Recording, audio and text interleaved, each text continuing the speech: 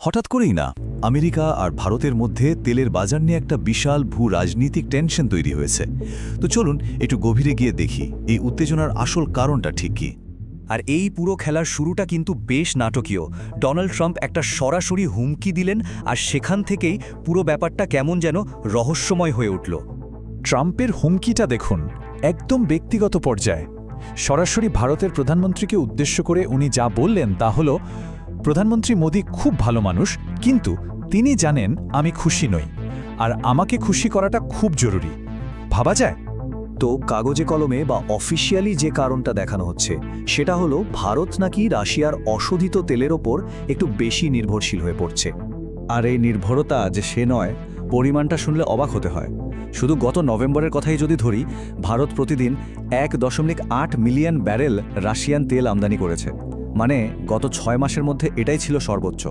কিন্তু এখানেই একটা বড় প্রশ্ন, রাশিয়ার তেল কেনাটাই কি আসল কারণ, নাকি আসল গল্পটা লুকিয়ে আছে হাজার হাজার মাইল দূরের অন্য কোনোখানে? আর এখানেই এন্ট্রি নিচ্ছে ভেনেজুয়েলা। হ্যাঁ, একদম অপ্রত্যাশিতভাবেই এই আমেরিকা ভারত বিতর্কের মূল খেলোয়াড় হয়ে উঠেছে ভেনেজুয়েলা, আর তাতে রহস্যটা যেন আরও জমে উঠেছে। ব্যাপারটা হলো, আমেরিকা হঠাৎ করেই ভেনেজুয়েলার তেলের ওপর থেকে নিষেধাজ্ঞা তুলে নিয়েছে। এর ফলে কি হচ্ছে, ভেনেজুয়েলার যে ভারী অশোধিত তেল বা হেভি ক্রুড অয়েল, সেটা আবার আমেরিকার রিফাইনারিগুলোতে ফিরে আসছে। আর মজার ব্যাপার হলো, আমেরিকার এই রিফাইনারিগুলো কিন্তু বানানোই হয়েছিল এই ধরনের তেলের জন্য। আর ঠিক এখানেই গল্পের আসল টুইস্ট। ভেনেজুয়েলার এই ফিরে আসাটা আমেরিকার নিজেদের তেল শিল্পের জন্যেই একটা বিরাট সমস্যা তৈরি করে দিয়েছে।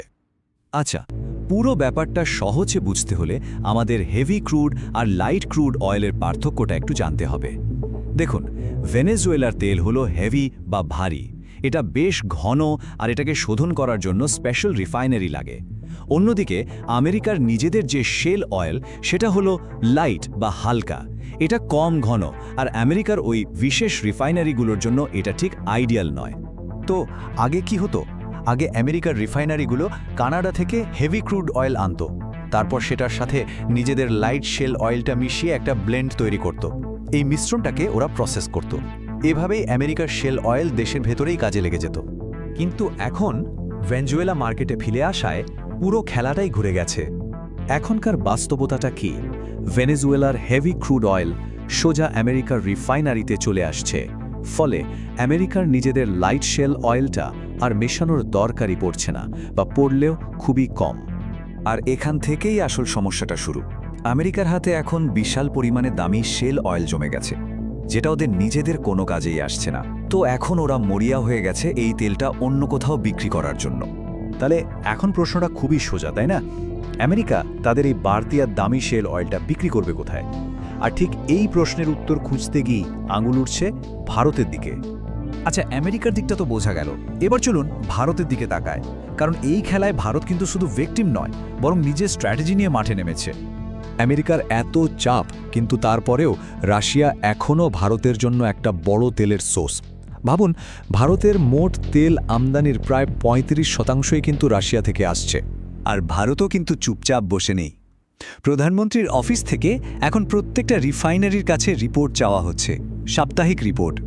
রাশিয়া থেকে কতটা তেল আসছে আর আমেরিকা থেকে কতটা। বোঝাই যাচ্ছে ভারত একটা বড় দর কষাকষির জন্য তৈরি হচ্ছে। ভারতের যুক্তিটা কিন্তু খুবই পরিষ্কার। তারা বলছে, ঠিক আছে, আমরা যদি রাশিয়ার সস্তা তেল কেনা বন্ধও করি, তাহলে তার বদলে আমরা ভেনেজুয়েলার সস্তা তেল কিনব। আমেরিকার দামি শেল অয়েল কেন কিনব? আর এর কারণটাও খুব সহজ। ভারতের রিফাইনারিগুলো ভেনেজুয়েলার তেল খুব সহজেই প্রসেস করতে পারে। তাহলে আবার ফেরা যাক ট্রাম্পের সেই হুমকিতে। এই যে ট্যারিফ বা শুল্ক বসানোর হুমকি, এটা আসলে কতটা কাজের? এটা কি সত্যিই একটা অস্ত্র, নাকি পুরোটাই একটা গেম প্ল্যান? দেখুন, আমেরিকার ট্যারিফের প্রভাবটা যদি খেয়াল করা হয়, তাহলে একটা ইন্টারেস্টিং প্যাটার্ন চোখে পড়ে। ভারতের যেসব সেক্টর প্রাইস সেন্সিটিভ, যেমন ধরুন টেক্সটাইল, পোশাক বা গয়না, সেগুলো বেশ ক্ষতিগ্রস্ত হয়েছে। কিন্তু যে সেক্টরগুলো আমেরিকার নিজেদের অর্থনীতির জন্য খুব জরুরি, যেমন ওষুধ, ইলেকট্রনিক্স বা ইঞ্জিনিয়ারিং গুডস, সেগুলোকে কিন্তু একদম ছোঁয়া হয়নি। আর এর কারণটা হলো আমেরিকার নিজেদের স্বার্থ। ওরা চাইলেও এই সেক্টরগুলোতে ট্যারিফ বসাতে পারবে না। কেন?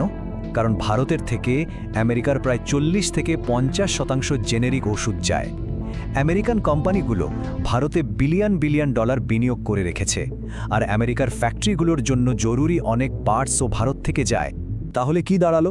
এই ট্যারিফের হুমকিটা আসলে ভারতকে শাস্তি দেওয়ার জন্য নয়, এটা বরং একটা চাপ তৈরির কৌশল, যাতে ভারত তেল কেনার ব্যাপারে আমেরিকার সাথে আলোচনায় বসতে বাধ্য হয়।